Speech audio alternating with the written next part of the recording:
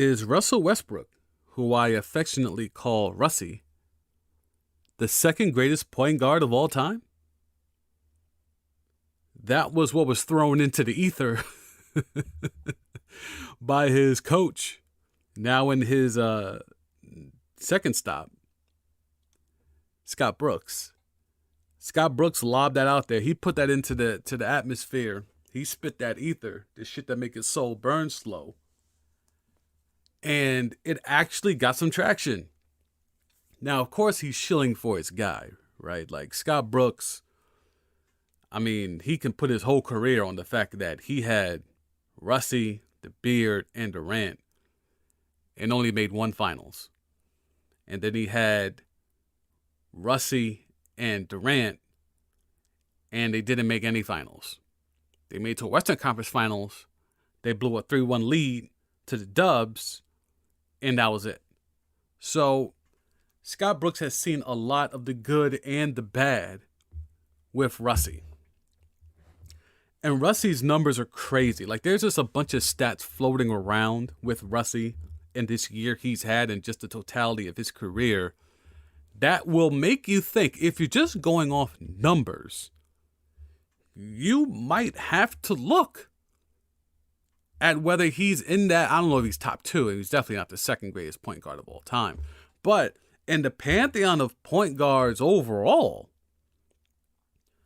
I mean, you might have thought he's not even top 10 if you just go off his shooting numbers.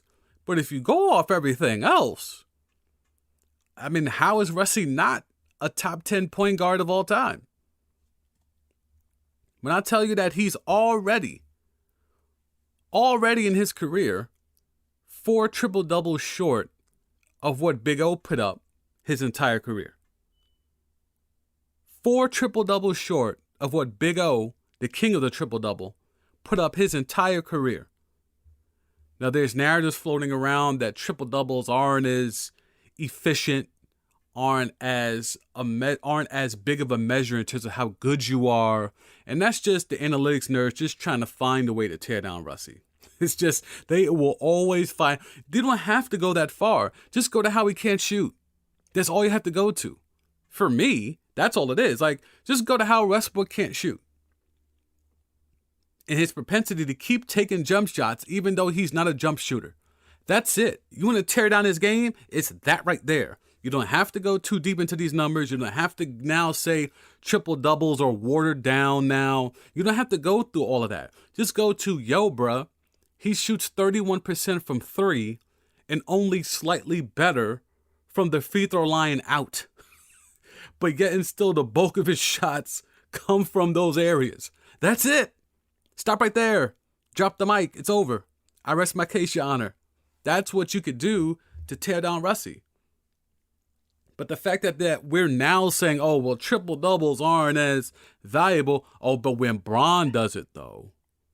Or when Luka does it, though. We're hyping this shit up. Or Nick's tape, when Julius does it, though. He's the MVP. We're having pep rallies outside the Mecca. But when Russie is 4 away from passing the Big O for career triple-doubles, well, you know, the metrics say that, you know, triple-doubles aren't really as valuable. Dog, get the fuck out of here. Get the fuck out of here. Leave Russie alone. I don't get it. What is wrong with these nerds that just, are they mad? Are they all Utah Jazz fans? Is that what it is? Are they just pro Sam Presti? That they rob with whatever. So since Presti finally gave up Russie, that now they can slander Russie because, you know, their Lord and Savior Sam Presti finally let him go?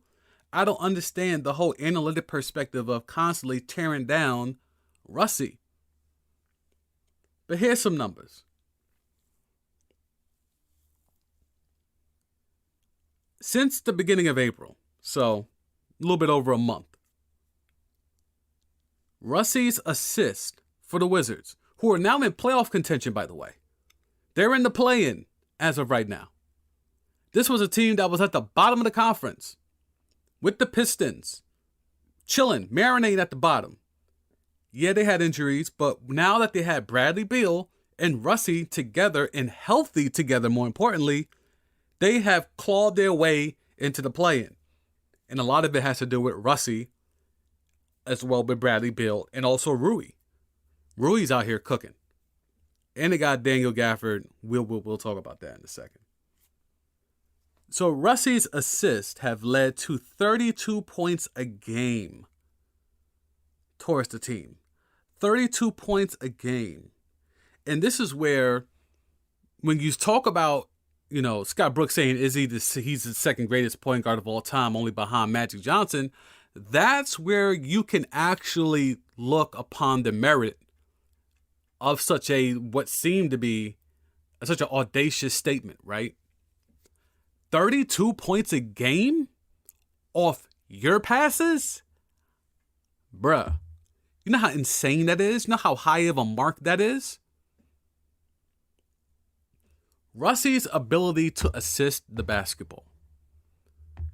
Is he a traditional facilitating point guard? No. Is he the John Stockton type point guard where he just will dissect you left and right with pick and rolls? No. Is he the Steve Nash type facilitating point guard that will wine you and dine you with all these array of passing angles, impossible passing lanes that creates opportunities for others? No. Is he, who else is that? Is he the Mark Jackson type facilitating point guard where he just dumbs it down to the simplest common denominator and will just keep milking the same play over and over and over until you stop it and tally up all the assists in the world, forcing your hand? No.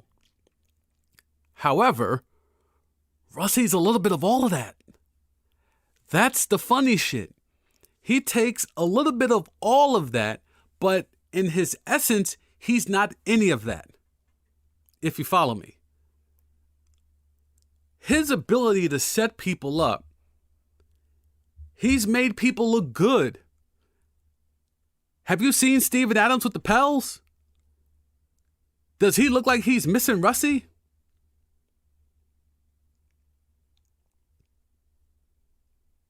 Have you seen Daniel Gafford with the Wizards?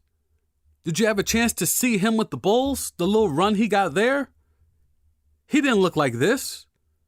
But now he's with Russie. He's catching alleys off the bounce. He's rim running crazy. He's looking like Tyson Chandler reincarnated. Because he has Russie. Russie does the thing that as a point guard you're supposed to do. Make your teammates better.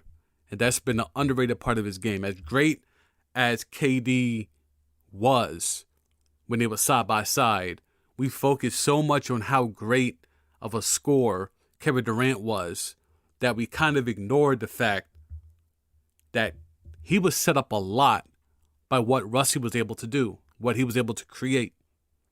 And yes, we can always tear down his shooting. We can always do that. I will never not tear down Russie's shooting ability because the numbers are too stark. There was a stat I saw the other day. He's top 15. Let me pull this up here. Hang on. I said, holy shit. He's top 15 in the league in taking the most jump shots. And Russie can't shoot.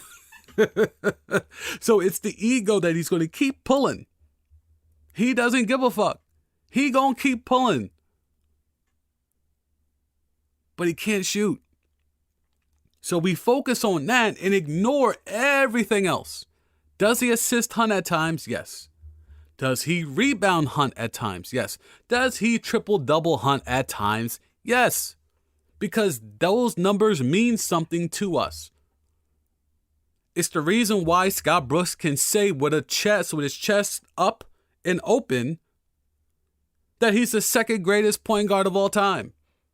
Because when you look at the triple-double numbers, when you look at the assist numbers, when you look at the averages, when you look at now the fact that the Wizards are coming from the depths, from the brink of death, to now potentially be in the play-in, yeah, bruh.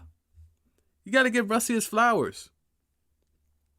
It's I've tried to on this pod. It's every time he goes into Utah, I'm Team Russie. I know how Utah is going to give it up, but I'm Team Russie. But here's another stat, and this ties in with Gafford a little bit. Russell Westbrook has 139 triple doubles the last 5 seasons. The Chicago Bulls, as a team, have 138 wins the last 5 seasons. But the nerds will tell you triple doubles don't matter. They're a flawed, too old school style metric. Sure. He has more triple doubles than the Bulls have wins as a franchise over the last 5 years. Come on, son. Give Russie his flowers. It's long overdue.